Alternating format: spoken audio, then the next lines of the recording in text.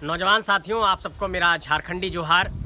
मैं ये समझ सकता हूँ कि आपके ऊपर इस वक्त क्या गुजर रही होगी। एक विद्यार्थी जो लगातार लंबे वर्षों तक इंतजार करता है एक अदद परीक्षा की कि उसे एक नौकरी मिलेगी। आप मेहनत करते हैं, ईमानदारी से मेहनत करते हैं, आप सैकड़ों किलोमीटर की दूरी तय करके, हज़ारों किलोमीटर की दूरी तय करके आप एक परीक्षा में बैठने आते हैं। और जिस तरीके से जेएसएससी से आपने एक लंबी लड़ाई लड़ी और उसके बाद आप लोगों ने कार्यालय का घेराव किया और उसके बाद 28 जनवरी की तारीख और 4 फरवरी की तारीख मिली कि इन 2 तारीख में जो हमारे 6,50,000 के आसपास जो अभ्यर्थी हैं वो परीक्षा देंगे। और उसके बाद आपने देखा कि 28 जनवरी को कितना दुर्भाग्यपूर्ण खबर आया कि यहाँ पर जो परीक्षा हुई उसमें पेपर लीक हो गया। और यही झारखंड की एक परिपाटी बन गई है। एक भी परीक्षा पारदर्शी तरीके से नहीं हो पा रही है। झारखंड के अंदर जो भी प्रतियोगी परीक्षा हो रही है, या तो वो विवादों में जा रही है, या तो वो नीतिगत तौर पर खामियां उसमें मिल रही है, या तो वो कोर्ट कचहरी में अटक रहा है, या फिर प्रश्न पत्र लीक हो रहा है, या फिर कोई एक बहुत बड़ा सिंडिकेट है जो सीटों को बेच दे रहा है। खरीद फरोख्त की बात चल रही है। ऐसे में सरकार से मैं ये सवाल करना चाहता हूं कि ऐसे जो हमारे जो नौजवान छात्र हैं, जो परीक्षा की तैयारी कर रहे हैं, जो लंबे समय से सपना संजो रहे हैं कि उनको एक नौकरी मिलेगी, वो ईमानदारी से तैयारी करते हैं, 10 बाय 10 के कमरे में अपने एक सपने को संवारते हैं, सजाते हैं और ईमानदारी से परीक्षा लिखते हैं। इन विद्यार्थियों का क्या दोष है? आखिर सरकार को इसका जवाब देना होगा। और जिस तरीके से जेएसएससी सीजीएल की परीक्षा में तृतीय पाली का जो प्रश्न पत्र लीक हुआ था और उसमें यह देखा गया कि जो आंसर की है वो हूबहू मिल गया, इसका मतलब साफ तौर पर कहीं ना कहीं जिस नौकरशाही के ऊपर ये जिम्मा है, जिस पे ये जिम्मा है कि इस परीक्षा को कंडक्ट कराए बिल्कुल पारदर्शी तरीके से, तो ये जो ट्रांसपेरेंसी पर बार बार बड़ा सवाल खड़ा हो रहा है, इसमें एक बात को डंके की चोट पर हम सब कहना चाहते हैं कि कहीं ना कहीं इसमें जो मिलीभगत है वो या तो नौकरशाही के लोग मिले हुए हैं या तो सरकार के लोग मिले हुए हैं। नहीं तो ये बात कैसे संभव हो सकता है कि सरकार जिस परीक्षा को इतने गोपनीय ढंग से कराती है, जिस परीक्षा के लिए इतनी गोपनीय ढंग से तैयारियां होती है, जिस जेएसएससी के ऊपर ये जिम्मेवारी है,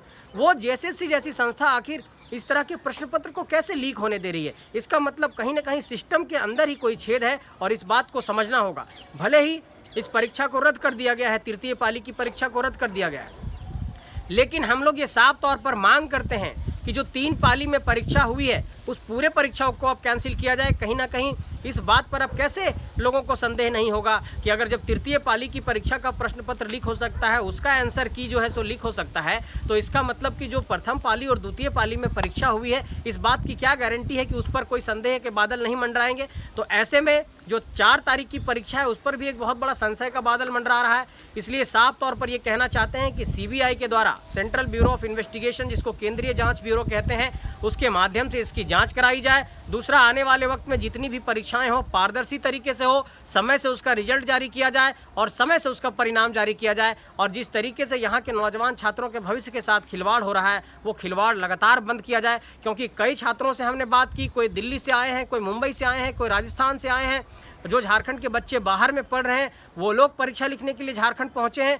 और कई ऐसे विद्यार्थी हैं जो अभी तक घर नहीं पहुंच पाए, अभी लोग रास्ते में हैं, कहीं रिलेटिव के यहाँ रुके हुए हैं, कहीं दोस्त के पास रुके हुए हैं। बहुत दूर दूर लोगों का सेंटर दिया गया, बहुत इंटीरियर इलाके में भी सेंटर दिया गया।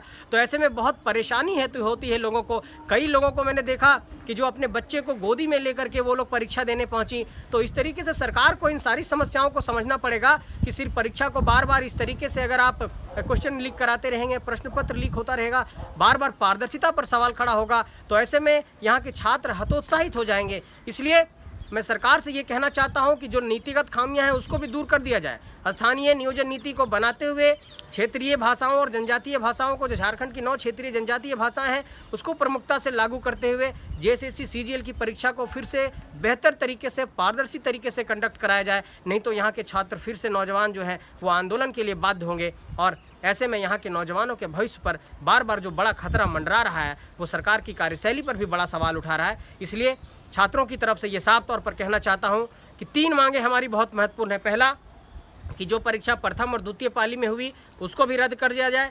तीसरा, कि ये जो हमारी परीक्षा बार बार सरकार लेती है उसमें पारदर्शिता पर जो सवाल खड़ा होता है सरकार ये गारंटी दे कि जो भी एजेंसी को काम दिया जाएगा वो पारदर्शी तरीके से कराएगी, और साफ तौर पर ये कहना चाहते हैं कि समय से परीक्षा करा करके समय पर इसका परिणाम जारी किया जाए, और कहीं से भी जब भी कोई सिंडिकेट की बात सामने आए तो सरकार इस पर एक बड़ा फैसला ले। और सबसे बड़ी मांग हम लोगों की है कि अब ऐसी परीक्षा में जो धांधली की खबरें आती हैं, प्रश्न पत्र लीक होने का जो मामला सामने आता है, उसका सीबीआई के द्वारा जांच किया जाए। यही हम लोग मांग रखना चाहते हैं नौजवान छात्रों के तरफ से, और सरकार से ये निवेदन है कि इस पर जल्दी अपना रुख स्पष्ट करे, नहीं तो छात्र आंदोलन के लिए बाध्य होंगे। शुक्रिया।